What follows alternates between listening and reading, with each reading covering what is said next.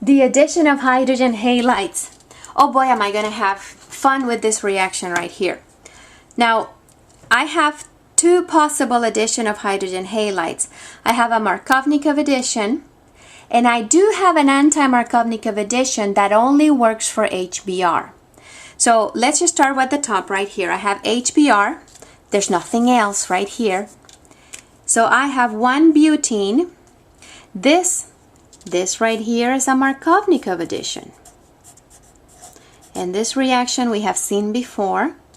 So it's a carbocation mechanism that adds the hydrogen to the carbon of the double bond that has more hydrogens.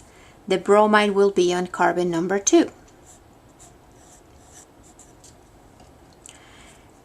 This reaction right here is different. I do have HBr, but now I added peroxide in there. And when you add peroxides to the reaction, it doesn't need to be hydrogen peroxide, it's just any organic peroxide. When you add peroxides, the reaction is going to be anti-Markovnikov, but it only works for HBr. So when you add the hydrogen, you will add it to carbon 2. The halide will go to the outside carbon. So now notice the difference right here. This is the 2-bromobutane. This one is 1-bromobutane. These two are constitutional isomers. So depending on the reaction conditions, I can actually get the more substituted halide or the less substituted halide. And that's what we call regioselectivity. So the addition of HBr, we can do it regioselectively. Now notice the last one. This is a trick question because we're adding HCl, but we put peroxide in there. This is a trap to actually see if you remember that only HBr can be added anti-Markovnikov.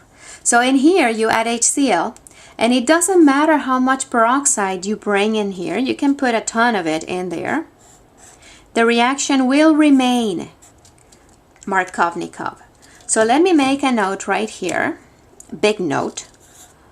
Only HBr can be added anti-Markovnikov. So just because you see peroxide doesn't mean that it automatically will be anti-Markovnikov. Notice the addition of HCl in peroxide, it is a Markovnikov addition because it's not HBr. So that's a fun question to put in an exam.